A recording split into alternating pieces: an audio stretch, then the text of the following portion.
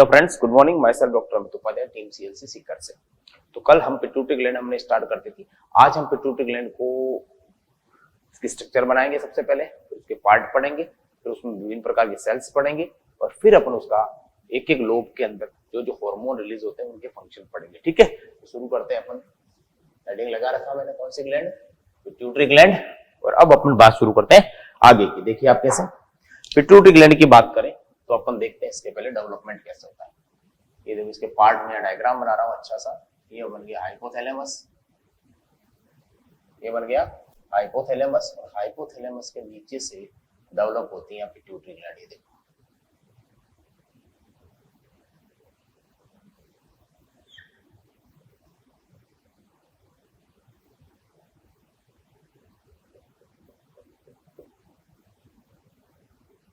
यहाँ दो लंबे लंबे भाग निकले होते हैं। ये है पिट्यूटरी ग्लैंड की कहानी। ये तो आ गया कौन सा आपके हाइपोथैलेमस। ये पीछे वाला लोब, इसको अपन बोलते हैं पश्च यानी पोस्टीरियर लोब पिट्यूटरी ग्लैंड का। ये बीच वाला है, इसको अपन बोलते हैं मिडल लोब। ये आगे वाला है, इसको अपन बोलते हैं अगर को क्या बोलते हैं एंटीरियर लोब। क्लियर? 3 लोब हो गए। अब आप देखिए इसके पार्ट कौन कौन से हैं, मैं विभाजित करता हूं। ये जो भाग है जो हाइपोथैलेमस के अंदर रह गया, ये वाला। क्लियर? एक भाग ये है और एक भाग ये है। ध्यान रखिए, दोनों अलग अलग है। यहां से मैं अलग कर रहा हूं। ऐसे लग रहा है कोई एप्पल लटक रही है नीचे, ठीक है ना। वह भाग जो इस हाइपोथैलेमस से जुड़ा हुआ है, ये वाला, इसको अपन कहते हैं ट्यूबर साइनेरियम। क्या बोलते हैं? ट्यूबर साइनेरियम। ये 1 नंबर भाग, इसको क्या बोलोगे आप? ट्यूबर साइनेरियम। ये भाग क्या कहलाएगा? पहला वाला ट्यूबर साइनेरियम। ये दूसरा वाला क्या कहलाएगा? इनफंडीबुलम। क्या कहलाएगा? इनफंडीबुलम। समझ गए आप? और तीसरा जो भाग है उसका नाम है पार्स ट्यूबरलिस। ये ट्यूब की तरह निकला हुआ है, ये वाला, इसे बोलते हैं पार्स ट्यूबेरेलिस। ध्यान रखना मेरी बात, पार्स ट्यूबरेलिस। और ये पोस्टीरियर लोब को बोलते हैं पार्स नर्वोसा। क्या बोलते हैं? Pars nervosa. और मिड एंटीरियर लोब को बोलते हैं पार्स, उनके पर्यायवाची शब्द नहीं है, पार्स डिस्टेलिस। और मिडल वाले को बोलते हैं पार्स, पार्स का मतलब छोटा सा फोल्ड हुआ भाग, पार्स इंटरमीडिएलिस।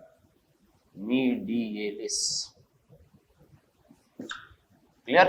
ये टोटल हो गए कितने पार्ट? अगर एनाटॉमिकल देखें तो 2 3 4 कितने 5 और 6 पार्ट हो गए। आप ऐसे देखोगे तो किसके होते? वैसे 2 ही, एडिनो हाइपोफाइसिस और न्यूरो हाइपोफाइसिस। ठीक है, अब एडिनो में कौन कौन से आएंगे? डिस्टलिस, इंटरमीडिया और पार्स ट्यूबरेलिस। अब देखो, इसके 2 टुकड़े कर रहा हूं मैं, एक लिख रहा हूं एडिनो हाइपोफाइसिस।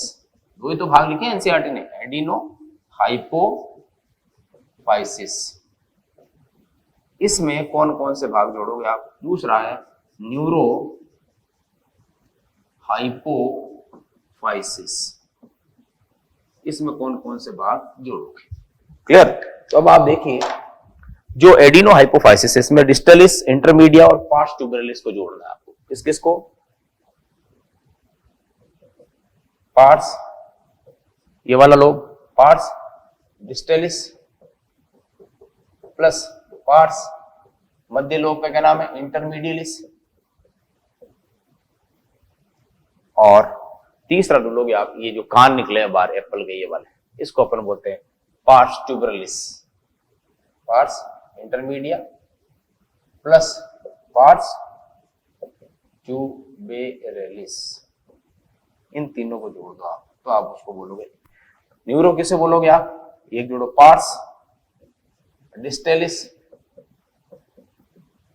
फिर आ जाओ इनफंडिबुलम,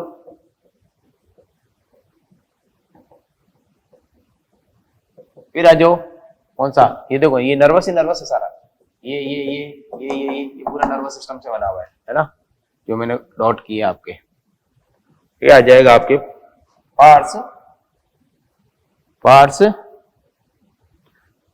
ये आ गया ट्यूबर साइनेरियम, पार्स क्या, ट्यूबर साइनेरियम, ट्यूबर साइनेरियम, ये देखिए साहब, ये किसके अंतर्गत आएंगे, ये आएंगे एडिनो हाइपोफाइसिस, एडिनो, ये आगे नीचे वाले न्यूरो हाइपोफाइसिस। ध्यान रखिएगा न्यूरो में कौन कौन से है, एडिनो में कौन कौन से, तो आपको पता चल गया। न्यूरो में ये देखो हाइपोथैलेमस भी नर्वस सिस्टम है, इनफंडिबुलम भी हाइपोथैलेमस से जुड़ा हुआ है, और हाइपोथैलेमस से डायरेक्ट कनेक्शन होता है किसका, इसका, ये देखिए। क्लियर, ये बना है डायग्राम। फिर अपन आगे बढ़ते हैं। एडिनो हाइपोफाइसिस हो गया, न्यूरो हाइपोफाइसिस हो गया, ठीक है। चलिए साहब,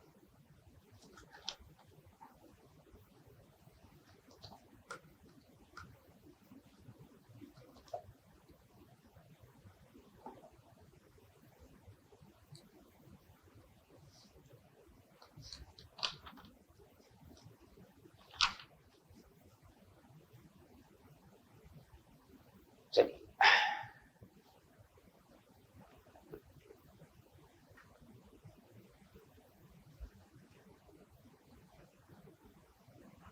अब अपन पढ़ते हैं हाइपोथैलेमस का पिट्यूटरी ग्लैंड से क्या कनेक्शन है। आपने डाइजेस्टिव में पढ़ा होगा, हेपेटिक पोर्टल सिस्टम पढ़ा था ना, हेपेटिक पोर्टल सिस्टम पढ़ा था ना। अब आप हेडिंग लगाइए हाइपोफाइजियल पोर्टल सिस्टम, क्या लगाओगे, हाइपोफाइजियल पोर्टल सिस्टम। चलिए, हाइपो दूसरे प्रकार का पोर्टल, दो ही होते हैं मानव में, एक तो होता है हेपेटिक पोर्टल सिस्टम जिसको कहते हैं यकृत निवाही का सिरा, दूसरा होता है हाइपोफाइजियल पोर्टल सिस्टम, है ना, हाइपोथैलेमस और प्यूस ग्रंथि के बीच में होता है। रीनल अपने अंदर होता नहीं, आपको पता ही है, केवल दो ही पोर्टल सिस्टम है मानव के अंदर, यानी मैमल्स के अंदर, हाइपोफाइजियल यानी कि पिट्यूटरी ग्लैंड हो गया, देखो पोर्टल सिस्टम। हाइपोफाइजियल का मतलब क्या है, पिट्यूटरी ग्लैंड, ये बहुत इजी है, कुछ नहीं है। देखो आप, ये हाइपोथैलेमस आ गया, ये हाइपोथैलेमस है, नर्वस सिस्टम आपने पढ़ ही रखा है। हाइपोथैलेमस के अंदर खूब सारे क्या होते हैं, न्यूक्लियाई होते हैं। क्या होते हैं, न्यूक्लियाई, जहां पर हार्मोन्स बनते हैं, ये आ गए न्यूक्लियाई, खूब न्यूक्लियाई होते हैं, भरे पड़े न्यूक्लियस हाइपोथैलेमस में, सेरिब्रम भी न्यूक्लियाई से भरा पड़ा। अब इससे मैं जोड़ रहा हूं पिट्यूटरी ग्लैंड, ये मैंने इससे कनेक्ट कर दी, क्या, पिट्यूटरी ग्लैंड। इसके कितने लोब जोड़ दूं मैं, 3 लोब बना दूं, ये तीनों लोब बना दूं। ये बीच में इनफंडिबुलम है, ये कहने की जरूरत नहीं, इनफंडिबुलम, ये ऊपर कान निकले हुए होते हैं ऐसे, पता ही आपको, इनफंडिबुलम। क्लियर, ये कौन सा आ गया, पार्स नर्वोसा, एक बार वापस लिख देता हूं ताकि याद हो जाए आपको। ये आ गया कौन सा, पार्स डिस्टेलिस, दूर होता है, बड़ा होता है हाइपोथैलेमस से, पार्स डिस्टेलिस, पार्स नर्वोसा, बीच वाले की कहने की जरूरत ही नहीं आपको, क्या हो गया, पार्स इंटरमीडिया, बीच वाला।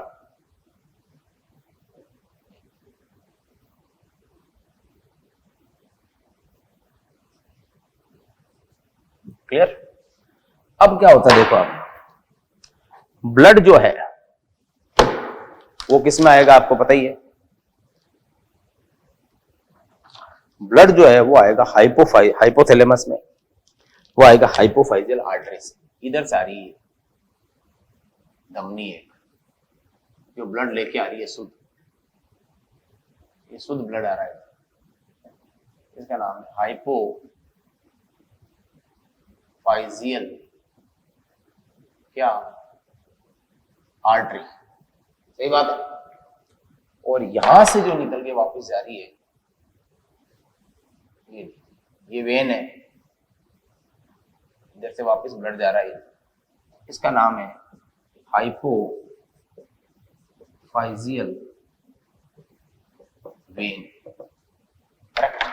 और इन दोनों के बीच में यहां से ब्लड आ गया, हार्मोन वगैरह, यहां पर एक और कैपिलरी होती है, तो यहां से होती हुई यहां लाके पटक देती है सबको, हार्मोनों को लाके आ गया, यहां से हार्मोन इसके अंदर आ गए, ब्लड यहाँ आ गया, हार्मोन इसमें आ गए, तो वापस हार्मोन यहाँ आ गए और यहाँ से वापस चले गए। ये हाइपोथैलेमस के हार्मोन को कहाँ ले जाती है, पिट्यूटरी ग्लैंड में। इससे अपन क्या बोलते हैं, पोर्टल वेन, क्या बोलते हैं, पोर्टल वेन। तो पोर्टल वेन की क्या विशेषता है, केशिकाओं से प्रारंभ होकर केशिकाओं में उसका अंत हो जाता है, उसे अपन बोलते हैं पोर्टल वेन। इसका पूरा नाम हो जाएगा, हाइपोथैलेमस को कनेक्ट करिए तो नाम हो जाएगा hypophyseal portal vein. Hypophyseal portal vein है। पोर्टल क्यों कह रहे हैं, इधर भी कैपिलरी है इधर भी कैपिलरी, यानी हाइपोथैलेमस के हार्मोन इसके अंदर आ जाएंगे। ठीक है, ये है हाइपोफाइजियल पोर्टल सिस्टम। ये किसको कनेक्ट कर रहा है, देखो आप अग्रवाले की तरफ पश्च इसका लेना देना। पश्च में क्या होता है, यहाँ पर जो न्यूरॉन है, मान लो ये न्यूक्लियई है, ये भी न्यूक्लियई है, यहाँ से न्यूरॉन निकलेगा वो सीधा यहाँ लेके आ जाएगा। यहाँ से न्यूरॉन जो निकलेगा वो सीधा यहाँ से, यानी इसका हाइपोफाइजियल पोर्टल सिस्टम केवल एंटीरियर वाले को कनेक्ट कर रहा है, पोस्टीरियर वाले को कनेक्ट नहीं कर रहा है। पोस्टीरियर वाला लोब है वो डायरेक्ट न्यूरॉन के थ्रू आ रहा है। ये न्यूरॉन है शायद रखना, ये न्यूरॉन से डायरेक्ट हार्मोन इधर आ रहा है, यानी ये डायरेक्ट हाइपोथैलेमस के कंट्रोल में है। ये कंट्रोल में नहीं है क्योंकि ये तो इसमें डालेगा फिर इधर आएगा फिर यहाँ से निकल के जाएगा। समझ मेरी बात, यहाँ पर खूब सारी सेल्स होती है, खूब सारी सेल्स होती है जो हार्मोन बनाती है। यहाँ कुछ नहीं, यहाँ से डायरेक्ट आएगा, यहाँ से सीधा किसमें चला जाएगा, ये यहाँ से डायरेक्ट किसा ब्लड में, कोई सेल फेल नहीं, सारा बन के यहाँ से आया। यहाँ पर दो न्यूक्लियई होते हैं, एक न्यूक्लियई ये रहा, एक न्यूक्लियई, इन दोनों के नाम, एक का नाम है सुप्रा वेंट्रिकुलर न्यूक्लियई। अब आप सोच रहे वेंट्रिकुलर कौन सा, वेंट्रिकल ब्रेन के अंदर जो वेंट्रिकल होता है उसके ऊपर होता है, इसलिए नाम रखा गया सुप्रा वेंट्रिकुलर न्यूक्लियई। और एक दूसरा है जो उसके वेंट्रिकल के सराउंडिंग होता है उसे अपन बोलते हैं पैरा वेंट्रिकुलर न्यूक्लियई। एक है सुप्रा वेंट्रिकुलर न्यूक्लियई और एक है, बिल्कुल सही बात है, पैरा वेंट्रिकुलर न्यूक्लियई। अब जो सुप्रा वाला सुप्रा न्यूक्लियई उससे वो एडीएच का निर्माण करता है।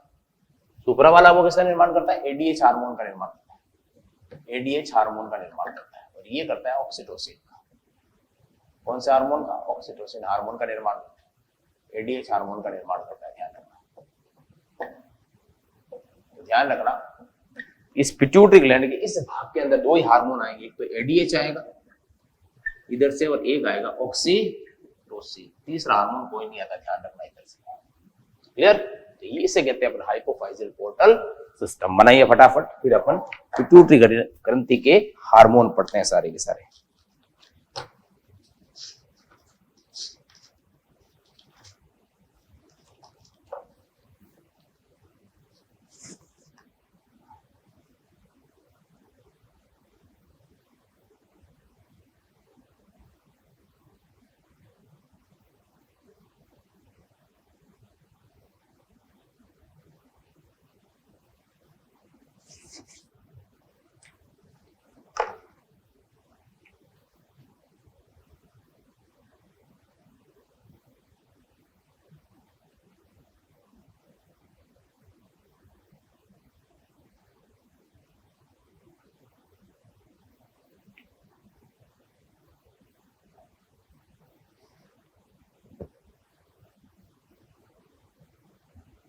चलिए, ये था हाइपोफाइजियल पोर्टल सिस्टम, इसकी वजह से हाइपोथैलेमस के हार्मोन किस में आ जाते हैं, पिट्यूटरी ग्लैंड में मैसेज आता है और यहाँ से कोशिकाएं पिट्यूटरी हाइपोथैलेमस के कहने पर ये कोशिकाएं हार्मोन बनाती है फिर वो ब्लड में आता है। ठीक है ना, इस तरह से ये इनडायरेक्ट कनेक्शन है, जबकि ये पीछे वाला डायरेक्ट कनेक्शन था न्यूरॉन से। इसलिए अपन कहते हैं पोस्टीरियर लोब जो होता है वो हाइपोथैलेमस के अधीन होता है, प्रत्यक्ष रूप से डायरेक्ट कंट्रोल होता है, क्योंकि वहां से न्यूरॉन आता है वो डायरेक्ट हाइपोथैलेमस से निकलकर सीधा पिट्यूटरी ग्लैंड के पश्च पिंड में जाकर हार्मोन को रिलीज करता है, इसलिए वो डायरेक्ट कंट्रोल में हो गया।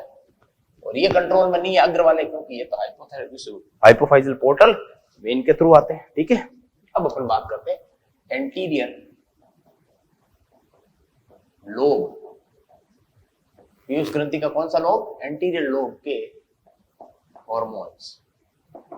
सबसे पहला हार्मोन है जिसका नाम है ग्रोथ हार्मोन। कौन सा हार्मोन है, ग्रोथ हार्मोन। कौन सा हार्मोन भाई, ग्रोथ हार्मोन, ध्यान रखिएगा बहुत इंपॉर्टेंट है। ये जो ग्रोथ हार्मोन है इसके बहुत सारे नाम है, ध्यान रखिएगा। इसका नाम है सोमेटोट्रोफिक हार्मोन, सोमेटोट्रोफिक हार्मोन, इसको अपन बोलते हैं STH। क्लियर, और ये एसिडोफिल सेल्स होती है एंटीरियर लोब के अंदर, एसिडोफिल्स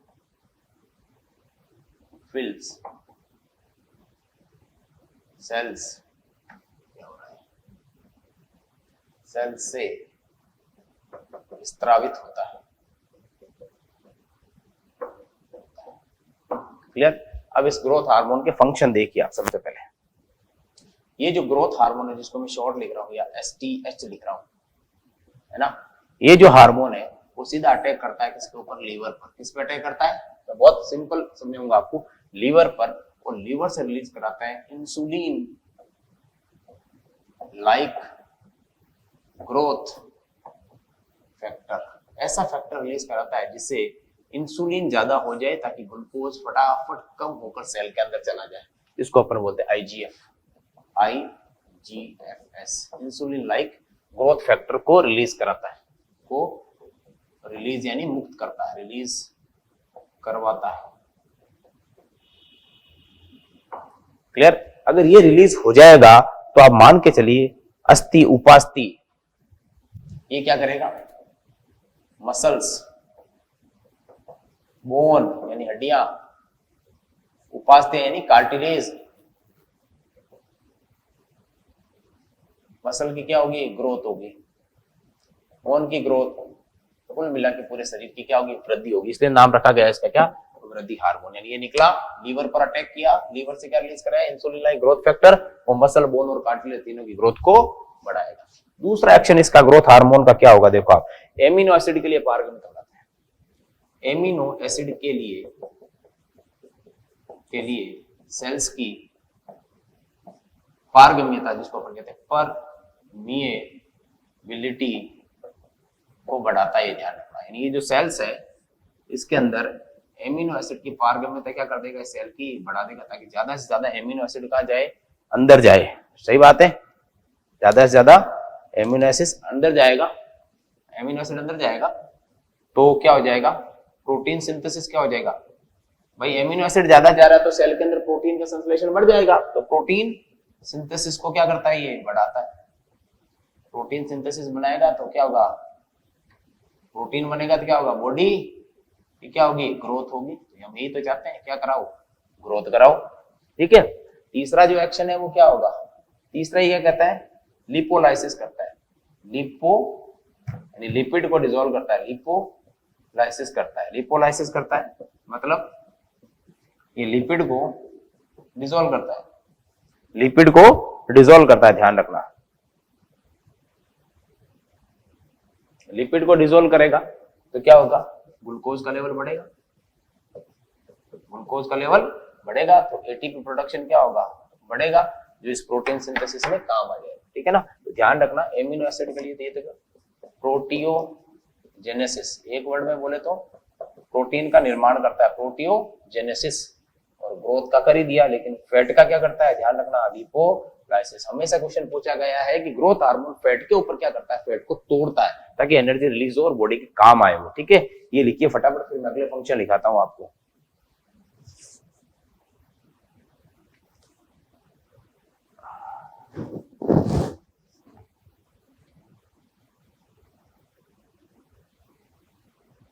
हो गया, चलिए साहब।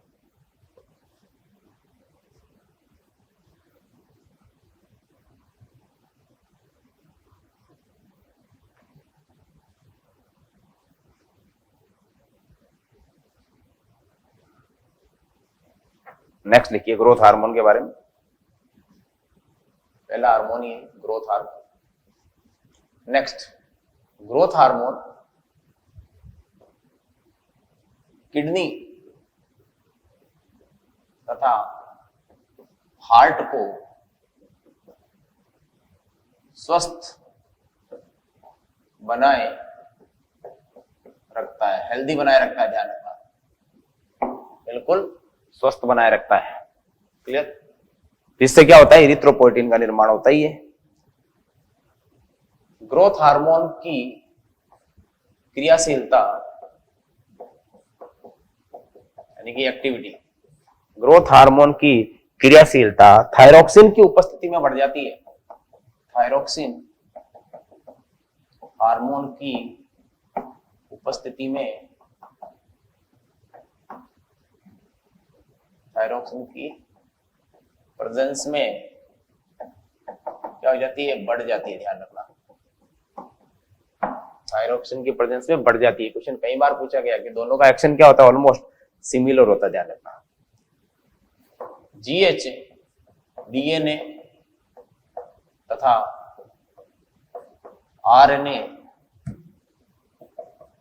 की एक्टिविटी को क्या करता है, ऊपर तीर लगाया, इसका मतलब बढ़ाता है, तभी तो ट्रांसक्रिप्शन और ट्रांसलेशन क्या होगा, जल्दी होगा, ध्यान रखिएगा।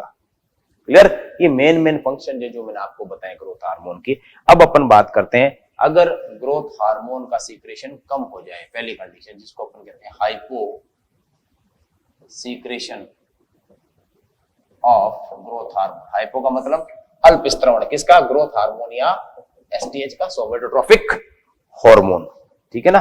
तो ये ध्यान रखिएगा, ये बहुत इंपॉर्टेंट है कि ग्रोथ हार्मोन का अगर कम हो जाए तो क्या होगा। सबसे पहले बात करते हैं चाइल्ड स्टेज में। कौन सी स्टेज, चाइल्ड की स्टेज के अंदर अगर कम हो जाए तो क्या होगा। पहली कंडीशन, अगर छोटा बच्चा है उसके अंदर ग्रोथ हार्मोन जो है वो रिलीज कम हो रहा है पिट्यूटरी के अग्रभाग से, यानी कि एंटीरियर लोब से, तो बच्चे के अंदर क्या हो जाएगा, ग्रोथ कम होगी, सीधी सी बात है। तो क्या होगी, ग्रोथ क्या होगी, कम होगी। ग्रोथ कम होगी, कौन कौन सी ग्रोथ कम होगी, सवाल ये उठता है। तो इसमें ध्यान रखना, मेंटली, फिजिकली और सेक्सुअली।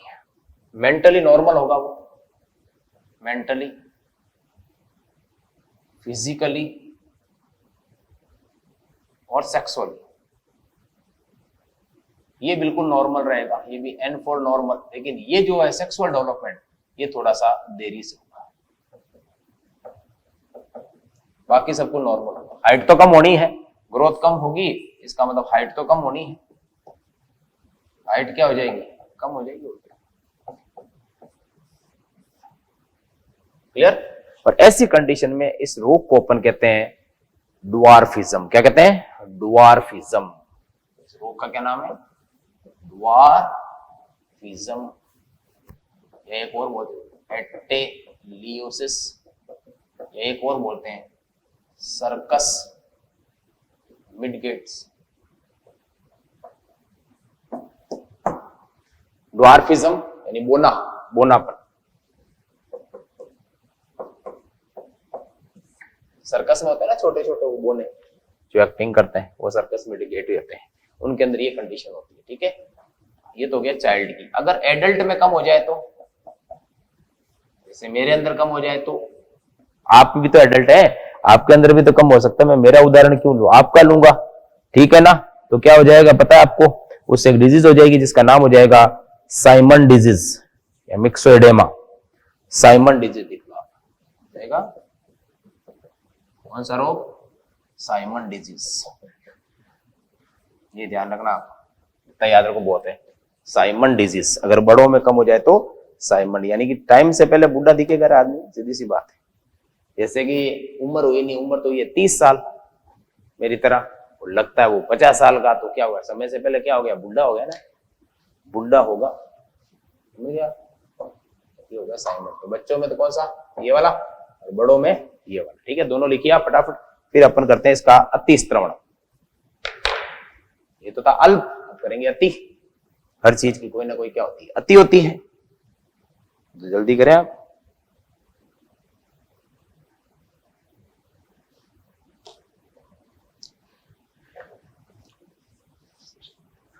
चलिए साहब,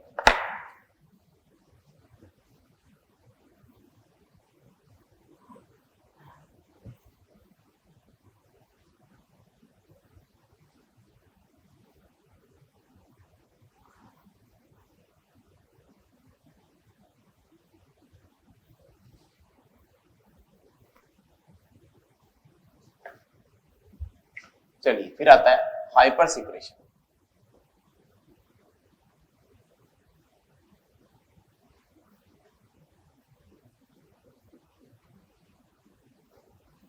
यानी कि ग्रोथ हार्मोन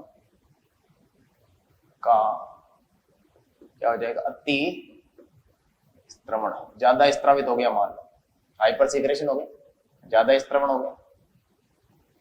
क्लियर। तो देखो क्या होगा, सबसे पहले लेते हैं चाइल्ड में क्या होगा, चाइल्ड स्टेज में अगर ज्यादा हो जाए तो क्या होगा, सबसे बड़ी बात ग्रोथ ज्यादा होगी, उसे रोग हो जाएगा जाइजेंटिज्म, ध्यान रखना, जाइजेंटिज्म, ठीक है। और अगर वही कंडीशन किस में हो जाए, एडल्ट स्टेज में अगर हो जाए, आपके और मेरे अंदर हो जाए, दोनों को याद रखना है आपको, ठीक है ना, तो वो क्या हो जाएगा आपको पता है, एक्रोमिगेली। क्या हो जाएगा, एक्रोमिगेली, एक्रोमिगेली जिसे कहते हैं गोरिल्ला फेस। फेस कैसा हो जाएगा, क्रिस गेल है ना, आपने देखा, वेस्ट इंडीज का एक बैट्समैन है ना, बहुत धुरंधर बल्लेबाज है, क्या नाम है उसका, क्रिस गेल, वो क्रिस गेल बन जाएगा, बाकी इसको क्या बन जाएगा, क्रिस गेल बन जाएगा। ये तो हो गया क्रिस गेल, और ये तो बताइए आपको, छोटा रह गया, चुन्नू मुन्नू रह जाओ, अजीब सो हो जाओ, ठीक है ना। चलिए आगे बढ़ते साहब, ये डिजीज आपको कम से कम याद होनी चाहिए। ये आपके कंप्लीट हो जाता है कौन सा हार्मोन, ग्रोथ हार्मोन। अब अपन बात करते हैं दूसरे हार्मोन की, जिसका नाम है लेप्टोट्रोफिक हार्मोन। क्या नाम है, प्रोलैक्टिन हार्मोन, तो आप बोल दो प्रोलैक्टिन हार्मोन, इसको कहते हैं PRL, prolactin hormone, prolactin releasing hormone, ठीक है। या कहते हैं मेमोट्रोपिक हार्मोन, खूब सारे नाम है, मेमोट्रोफिक हार्मोन है ना, या लेप्टोजेनिक हार्मोन, लैक्टोज होता है ना, मिल्क कह रहे हैं, मिल्क वाला है, लैक्टोजेनिक हार्मोन, खूब सारे नाम है इसके, कॉमन नेम वही बोलते हैं कौन सा, प्रोलैक्टिन हार्मोन, मिल्क हार्मोन, जो मिल्क निकालता है। अब इसका तो कोई ज्यादा है नहीं, देखो रोल, है ना। ये क्या करता है आपको पता है, मेमोरी ग्लैंड में डेवलपमेंट को प्रेरित करता है, मेमोरी ग्लैंड स्तन ग्रंथियों में, मेमोरी ग्लैंड में डेवलपमेंट करता है, और क्या, मेमोरी स्तन का विकास करता है, डेवलपमेंट करता है, स्तनों की साइज को बढ़ाता है, उनके अंदर कुपिकाओं को बढ़ाता है, ठीक है ना। मिल्क का निर्माण को प्रेरित करता है, दूसरा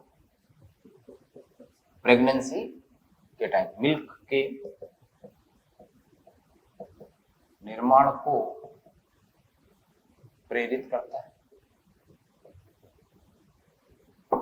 मिल्क के निर्माण को प्रेरित करता है, क्लियर, ये आपको पता होना चाहिए। ये है मेमोट्रोपिक हार्मोन, ठीक है। लेकिन होता है कि इसमें ध्यान रखना, प्रेगनेंसी के दौरान यानी कि जब फीमेल प्रेग्नेंट होती है दौरान, तो कोमा, प्रसव यानी कि बच्चा पैदा होने के बाद, प्रसव के बाद भी प्रोलैक्टिन, जब तक बच्चे को दूध पिलाती है, प्रोलैक्टिन का लेवल फीमेल में ज्यादा होता है, ध्यान रखना, ज्यादा होता है। इसी कारण पुट्टी का प्रेरक हार्मोन, जिसको अपन कहते हैं FSH, follicle stimulating hormone, putty का प्रेरक हार्मोन का लेवल क्या होता है, कम होता है। यानी कि मैं सीधी सी बात करूं, अगर प्रोलैक्टिन, जिसको अपन कहते हैं PRL, अगर बढ़ेगा तो FSH क्या होगा, कम होगा, ध्यान रखना, प्रोलैक्टिन बढ़ेगा तो FSH कम होगा। और इसीलिए क्या होता है, मेंस्ट्रुअल साइकिल यानी कि मासिक चक्र जो होते हैं, है ना, पीरियड्स जिसे अपन कहते हैं, मेंसेस, मेंस्ट्रुअल साइकिल क्या होंगे, इस दौरान क्या होंगे, एब्सेंट होंगे। कब कब एब्सेंट होंगे, प्रेगनेंसी के दौरान और प्रसव के बाद। जैसे प्रेगनेंसी हो जाएगी या प्रसव के बाद, या कह सकते हो आप, या एक और है रजोनिवृत्ति, जब परमानेंट क्या हो जाए, मेनोपॉज। लेकिन मेनोपॉज का इससे कोई लेना देना नहीं, क्योंकि मेनोपॉज के बाद तो सब कुछ कम ही होता है यार, ठीक है ना, तो वो फीमेल डिलीट की ओर जाती है फिर। चलिए ये आपको पता होना चाहिए। चलिए साहब, ये लिखिए, आप लगाते हैं अपन तीसरा हार्मोन, जिसका नाम है FSH और LS ले लेते हैं अपन पहले।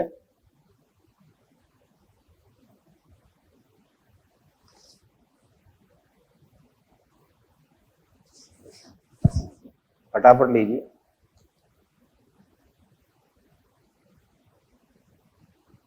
हो गया। चलिए 2 हार्मोन हो गए हैं भाई, ग्रोथ हार्मोन और प्रोलैक्टिन। तीसरा लो गोनेडोट्रोपिन हार्मोन। 6 हार्मोन पढ़ने हैं टोटल एंटीरियर में। नेक्स्ट है तीसरा गोनेडोट, एफएसएच और एलएच को मिलाकर लिख देंगे। एफएसएच हार्मोन जिसका पूरा नाम है पुट्टिका यानी कि फॉलिकल, एस का मतलब प्रेरक यानी स्टिमुलेटिंग हार्मोन, पुट्टिका प्रेरक हार्मोन यानी कि ये नर और मादा में दोनों में काम करते हैं। ध्यान रखना, ऐसा नहीं कि फॉलिकल केवल फीमेल में वर्क करेगा, एफएसएच दोनों में काम करते हैं, ठीक है ना। सबसे पहले बात करते हैं अपन मेल के अंदर। मेल क्या सोचता है कि मेरे अंदर तो ये है ही नहीं, तो मेल सुन लो, आपके अंदर है ये hormone FSH, follicle stimulating hormone. क्या करता है ये पता है आपको? ये आपके अंदर होती है ना सेमिनी, आपके अंदर क्या, आपके और मेरे अंदर जो मेल है वो ध्यान से सुने, सेमिनी फेरस ट्यूब्यूल होती है कि नहीं होती है? अरे शुक्र जनन नलिका है जिसमें शुक्राणु बनते हैं, सेमिनी फेरस ट्यूब्यूल का डेवलपमेंट करता ही है, समझे? डेवलपमेंट करता ही है। दूसरा क्या काम करता है? अपने स्पर्म के निर्माण को प्रेरित करता ही है। शुक्राणु स्पर्म्स के निर्माण को प्रेरित करता है, ठीक है ना। तीसरा सर्टोली सेल, जानते हो, आपने पढ़ाई होगा, आप रनिंग कोर्स बैच के हो। सर्टोली सेल होती है ना आपके अंदर सेमिनिफेरस ट्यूब्यूल के अंदर, जो शुक्राणु को पोषण देती है, मैं उसकी बात कर रहा हूँ, जो खूब प्रकार के हार्मोन में निकालती। तो ये सर्टोली सेल जो है, इसका दूसरा नाम है नर्स सेल, तीसरा नाम है सस टेंटाकुलर, क्योंकि स्तंभाकार होती है इसलिए नाम रखा है टेंटाकुलर सेल का विकास करना, उसका भी क्या करना, डेवलपमेंट करना, ताकि ज्यादा स्पर्म बनेंगे तो ज्यादा पोषण की आवश्यकता होती है। ये तो है इसकी कहानी, मेल की कहानी, क्लियर। लेकिन एक हार्मोन है इनहिबिन, कौन सा? इनहिबिन हार्मोन, जो नोट लिख लेना है अपना, रिप्रोडक्टिव में पढ़ाऊंगा वैसे मैं आपको सारी चीजें। इनहिबिन हार्मोन जो सर्टोली सेल से निकलता है, कहां से निकलता है? सर्टोली सेल से निकलता है। मेल फीमेल में भी निकलता है इनहिबिन, है ना, फॉलिकुलर सेल से निकलता है, अंडाशय के।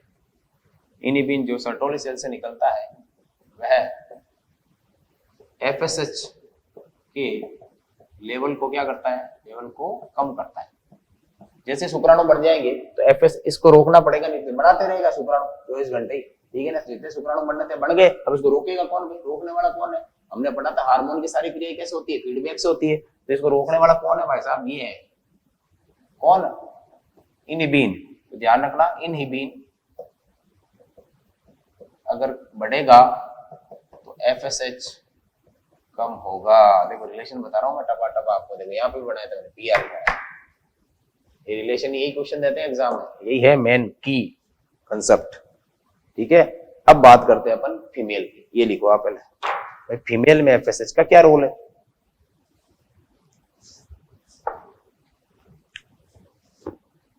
हो गया, चलिए।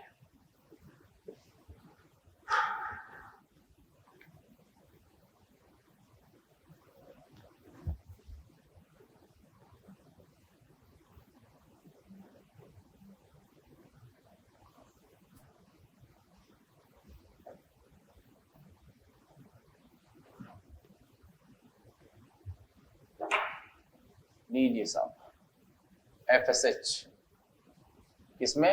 अब बात कर रहे हैं अपन फीमेल। ये ओवेरी में होता है, ओवेरी पर अटैक करता है, ध्यान रखना। मेल के अंदर कहां करता था? टेस्टिस पर, वर्षणों पर अटैक करता है। क्या करवाता है ये? पहला काम, नाम ये फॉलिकल स्टिमुलेट, तो फॉलिकल के डेवलपमेंट यानी विकास या परिवर्धन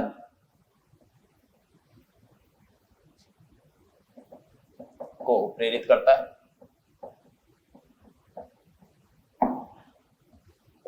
क्लियर? दूसरा ये क्या करेगा? ये आपके ग्राफियन फॉलिकल, बहुत इंपॉर्टेंट है ध्यान, ग्राफियन पुट्टिका या फॉलिकल का निर्माण करवाता है। ग्राफियन फॉलिकल के अंदर ही होती है सेकेंडरी oocyte, जिसको अपन अंडाणु बोलते हैं, है ना, ध्यान रखना। ग्राफियन फॉलिकल का निर्माण कराता है, ठीक है ना। सेकेंडरी यानी द्वितीयक, सेकेंडरी oocyte, जिसको अपन रफली बोल देते हैं ओवम। ओवम गलत है वैसे, सेकेंडरी oocyte सही है, ध्यान रखना। ओवम का निर्माण कराता है। ये ओवम मैंने इसलिए लिखा कि एनसीईआरटी में लिखा हुआ है ना बुक के अंदर आपके, अदरवाइज सेकेंडरी oocyte है, ओवम गलत है बिल्कुल ही, ठीक है ना। ये सब काम करता है।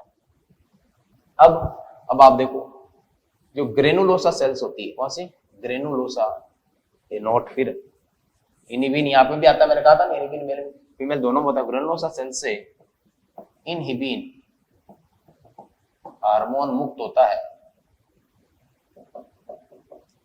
जो एफएसएच को कम करता है। मेल के अंदर तो कौन कर रहा था, सर्टोली सेल, फीमेल में कौन कर रही थी, ग्रेनुलोसा सेल्स। ये सब मैं आपको रिप्रोडक्टिव में बताऊंगा, ठीक है, को कम करता है। ये यानी कि वही आ गया, इनिबिन बढ़ेगा तो एफएसएच कम होगा। ये हो गई बात किसकी, आपके एफएसएच की। प्रोलैक्टिन का बता दिया था मैंने, प्रोलैक्टिन जिसको अपन पीआरएल कह रहे थे, प्रोलैक्टिन बढ़ेगा तो एफएसएच कम होगा। ध्यान रखना, सारे रिलेशन याद होना चाहिए आपको, ये दोनों रिलेशन। चलिए साहब, ये बात हो गई इसकी। अब बात करते हैं एक हार्मोन और है इसका दोस्त, इसका नाम है एलएच, वो सल्टा देते हैं अपन।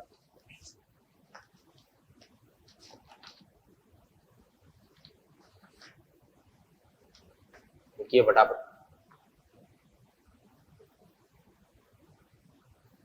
चलिए ये कहानी हो गई एफएसएच की।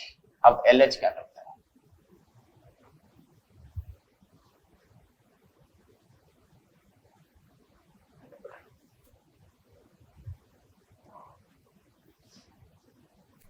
नेक्स्ट है एलएच, इसका पूरा नाम है luteinizing hormone.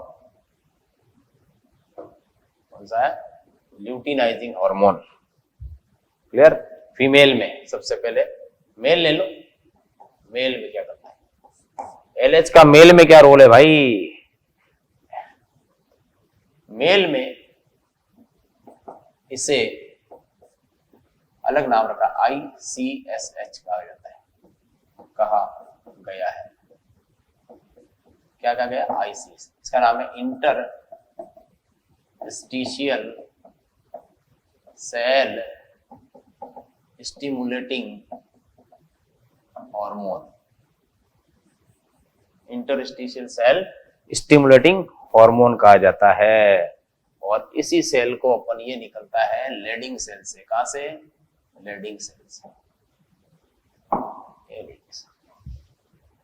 Interstitial cell stimulating hormone, ठीक है, यानी लेडिंग सेल को प्रेरित करता है। इसको ये क्या करता है, किस पे अटैक करता है, लेडिंग सेल पे। किस पे, लेडिंग सेल, जो कहाँ होती है, सेमिनिफेरस ट्यूब्यूल्स के बाहर होती है। और सर्टोली सेल कहाँ होती है, सेमिनिफेरस ट्यूब्यूल के अंदर होती है, ठीक है। इसके ऊपर अटैक करेगा, इस पे अटैक करके कौन सा हार्मोन, एंड्रोजन हार्मोन के स्त्रावण को क्या करेगा, बढ़ाएगा। स्त्रावण को भी और संश्लेषण को भी, ये क्या करेगा, बढ़ाएगा ये मेल के अंदर। अब आ जाओ फीमेल के अंदर क्या करेगा, देखो आप, फीमेल में ये ओवुलेशन करता है। क्या करता है, ओवुलेशन। ओवुलेशन मतलब ओवुलेशन करना, यानी कि ग्राफियन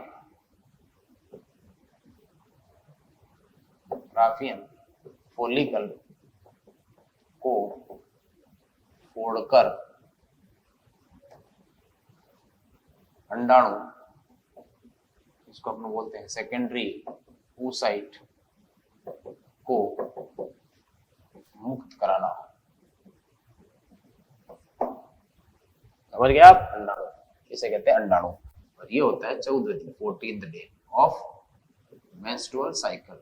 अगर किसी फीमेल के अंदर मेंस्ट्रुअल साइकिल क्या है, 28 दिन का है, तो ओवुलेशन होगा 14वें दिन मेंस्ट्रुअल साइकिल। ओके, ये हो गया फीमेल के अंदर। दूसरा काम इसका कॉर्पस ल्यूटियम का निर्माण करना। कॉर्पस ल्यूटियम जब ये सेकेंडरी सेट बाहर निकल जाता है तो पीछे जो संरचना बनती है वो आगे जाकर कॉर्पस ल्यूटियम बनाती है। कॉर्पस ल्यूटियम आगे जाकर ईस्ट्रोजन प्रोजेस्टेरोन हार्मोन का स्त्रवण करता है। तो ये दो काम हो गए किसके, इसके। ठीक है, ये हो गए आपके FSH प्लस LH को दोनों को मिक्स करके बोलते हैं गोनेडोट्रोपिन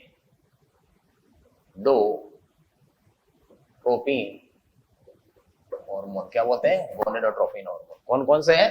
FSH और LH। और कल के लिए आप हार्मोन लगाइए कौन सा? ACT और H। ये अपन कल पढ़ेंगे। लिखिए आप पहले, और बाकी बची बात अपन कल डिस्कस करेंगे डिटेल में। ओके गाइस, कल मिलते हैं आपसे वापस। आज अपन ने पिट्यूटरी ग्लैंड की कुछ स्ट्रक्चर पढ़ ली, पार्ट्स पढ़ लिए, उसके हाइपोफाइजल पोर्टल सिस्टम पढ़ लिया, और मेन हार्मोन पढ़ लिया अपन ने। कौन कौन से ग्रोथ हार्मोन पढ़ लिया, प्रोलैक्टिन पढ़ लिया, LH पढ़ लिया, FSH पढ़ लिया। 4 हार्मोन पढ़ लिए, 2 बच गए, एक ACTH और एक थायराइड स्टिमुलेटिंग हार्मोन। ये पढ़ेंगे कल। और फिर अपन मिडल लोब के कुछ काम की बातें, कुछ हार्मोन है एक वो पढ़ेंगे अपन। फिर पोस्टीरियर लोब के 2 हार्मोन पढ़ेंगे। ये पढ़ने के बाद में अपन शुरू करेंगे कौन सी? हाइपोथैलेमस। क्योंकि थोड़ा उल्टा चलना पड़ेगा, पहले पिट्यूटरी फिर हाइपोथैलेमस। ये अपना टारगेट रहेगा, हाइपोथैलेमस वाला। ठीक है, तो मिलते हैं कल आपसे। Thank you, bye, take